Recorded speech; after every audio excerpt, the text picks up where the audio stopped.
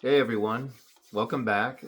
Back here at the cabin on another frigid night, but not cold in here, thankfully. All my heat's going and everything's going really good. Tonight I wanted to talk about the idea of retiring early and why you should, but probably not in the way that you think. And my stance on this is pretty simple. Most people that are considering retiring early, for the most part, from what I've gathered, watching stuff on YouTube and just hearing other people's opinions on it, is they hate their job. They hate the 9 to 5 grind. They hate feeling like they're in a rat race. They hate feeling like they're in a perpetual state of struggle all the time.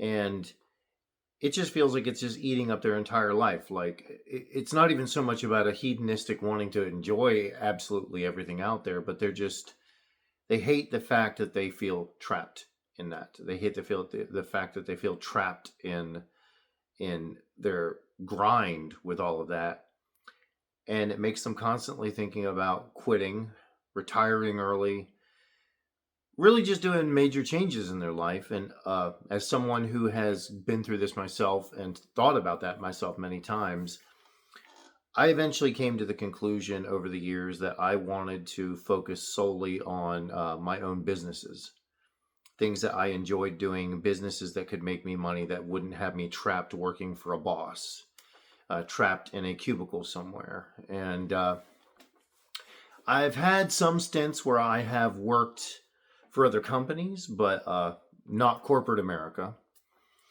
So I've always had a little bit of an independent spirit like that when it comes to uh, finding my own way in life and either doing side gigs or trying to run a business, or at some points, many different businesses. I've done many different things, but um, I would have to say that the best choice that you can make is try to retire early if you can. And I'm going to give you some ways and ideas as maybe how you could potentially do that. Retiring early is not something that, I mean, unless you just absolutely hate your job and you feel like you cannot do another day and you maybe have some savings set aside and you just got to jump ship or you think you can't take it anymore, then get out of there. Just get out.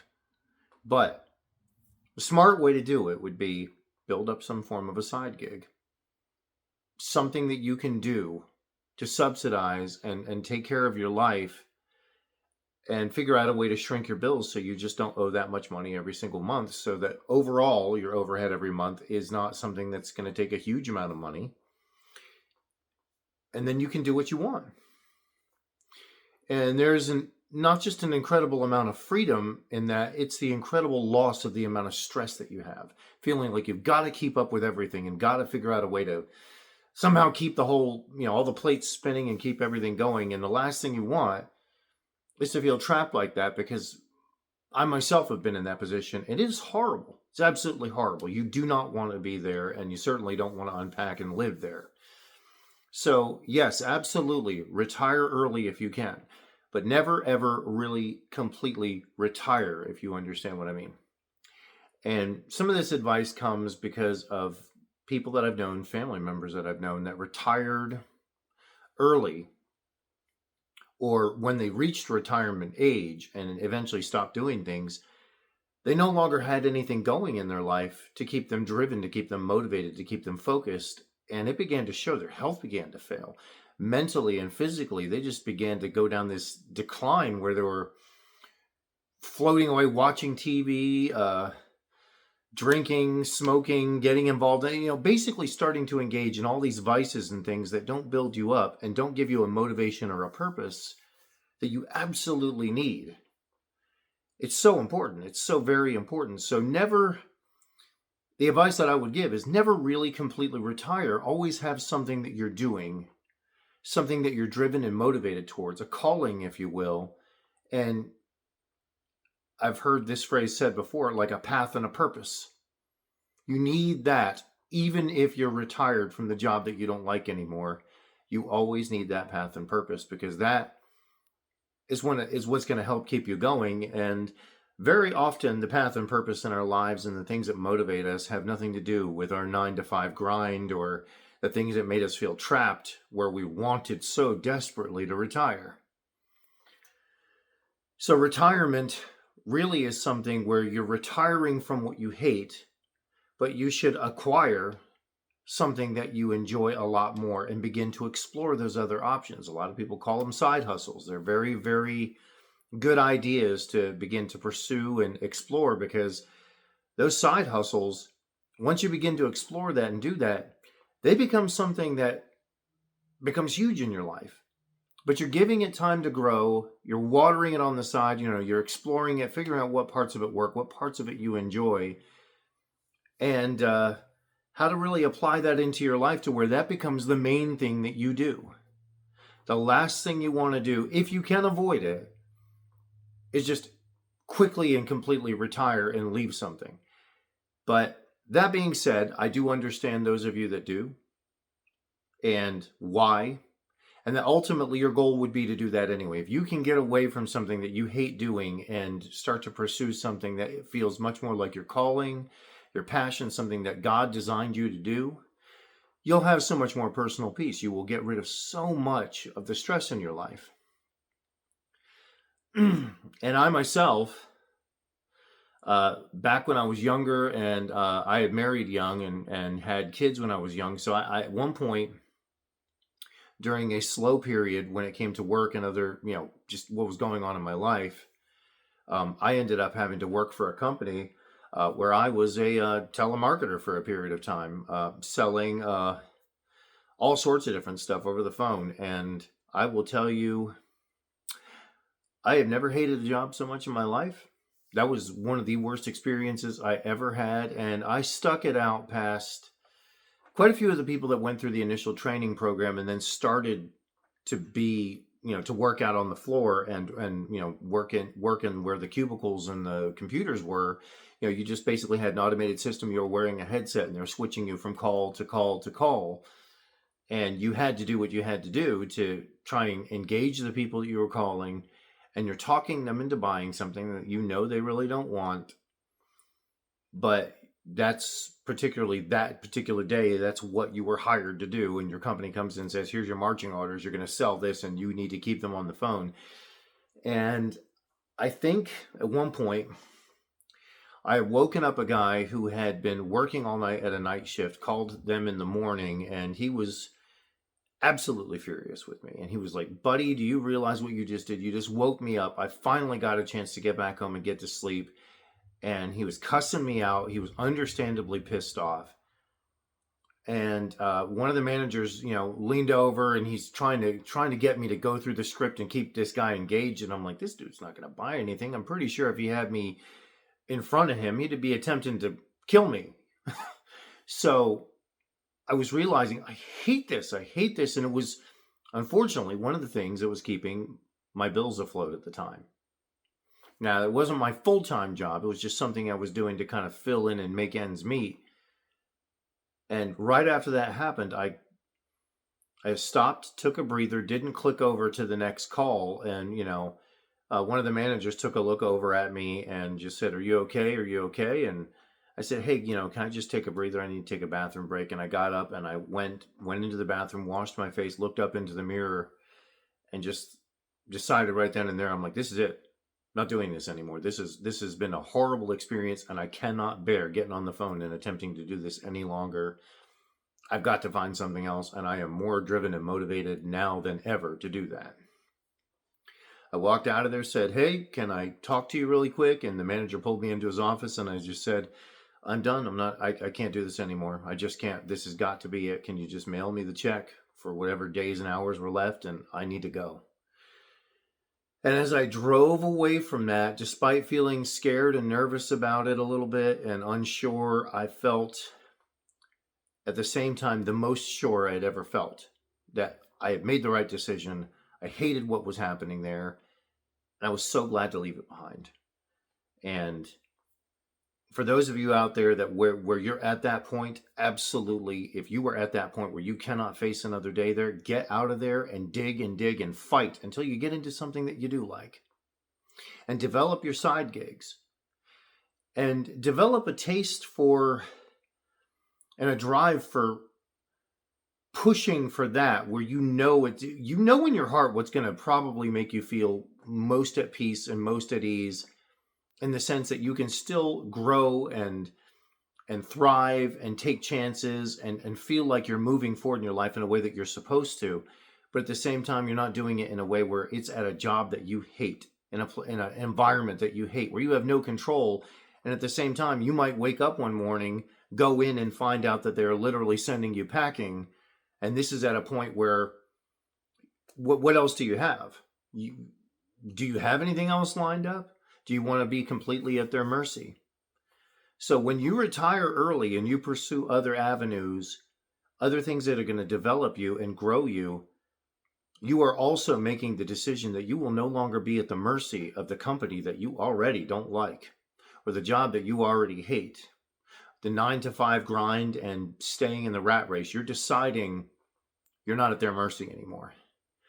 And there is nothing more peaceful, more freeing, and more amazing than doing that. And yes, there's some fear. The funny part about this that a lot of people I've noticed, they don't really talk about, but I think we've all experienced it, is that you have to mentally reprogram your brain to not be in freak out mode like you've done something wrong. Like when I started running business all the time and started doing stuff all the time where I was my own boss, only answering to myself. Yeah, I had clientele and everything, but I'm not reporting to a job and I'm not reporting and doing all that.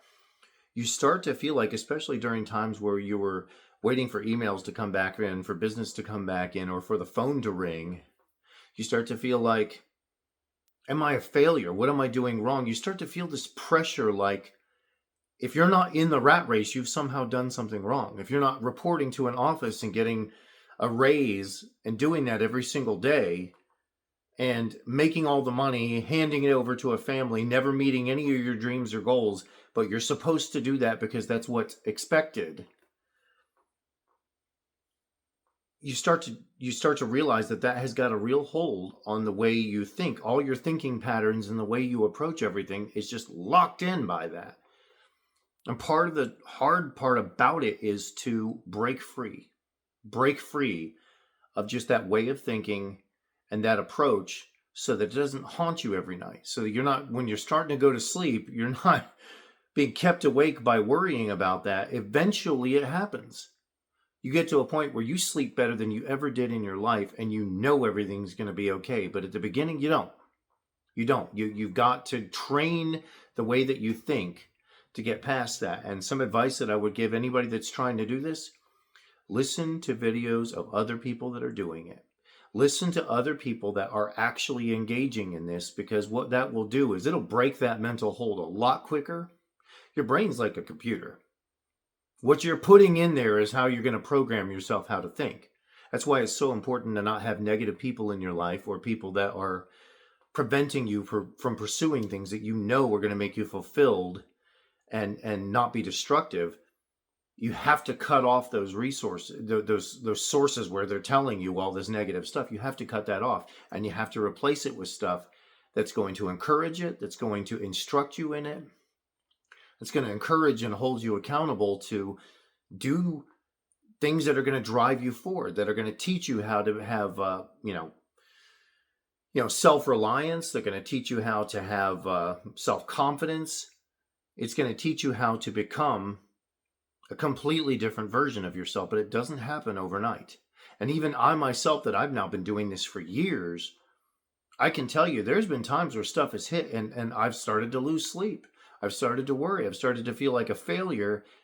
And a lot of it was because you're unplugging from the system. I mean, I can say one of the most definitive ways that I've noticed that is having those dreams about being late going to school. Feeling like, you're late getting to work, or you're worried about this, or you're worried about that. And you have like these dreams that kind of bring that back up and remind you of what it was like. And then you really begin to realize down the road, wow, that was like being programmed to be a very, very good employee and a good little worker drone, and not somebody who thinks for themselves or takes any real chances or develops or grows in their own way at all. They try very hard, unfortunately, especially here in America with our public school system, to encourage you to be a mindless drone that just shows up, comes in at the bell, leaves at the bell, does the work you're supposed to do, don't ask any questions, and then when they get tired of you and decide to downsize or replace you, or you start getting older and they find somebody they can bring in younger, that they can just bump you out the door and stick somebody else in there for a cheaper rate, and now you have nothing. Or they buy out your company. I can't even begin to get into all the stuff that private equity has done, not just to the housing market here in the United States, but what they've done to companies where they come in to fleece everybody by offloading all their debt onto the company that they bought, which is going to basically sink that company. And then you begin to notice overnight, half the people are missing. Everybody else now has to do double the work.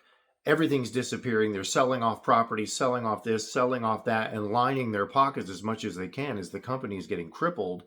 And then you got a manager leaning on you, trying to get you to do even more work. They keep promising they're going to hire other people, but they know the whole time that really what's happening is this company is slowly being sunk to try and recoup as much of the debt and line the pockets of the private equity holders that have taken over the company, because these people aren't business people. They're there to make money, sink the company, fleece it for everything that it's got. And by the time it's done, you're fired, you're gone, no more pension, nothing. And part of what we're talking about tonight is figuring out a way to get free of that so that you are not at its mercy. It's at your mercy. You're firing them and getting out. And I can't advocate for that any more than just telling you, you absolutely should retire. Retire now if you can. If you don't have anything else lined up, spend a little bit of time. I've always heard it described this way: planning your escape. Almost like you're trying to get out of prison, because in a way, you kind of are. Well, anyway, that's my thoughts for the night. If you have any comments or thoughts, I'd love to hear from you. And we're a community here. Let's talk about this and see about encouraging each other and moving forward. I'll talk to you all soon.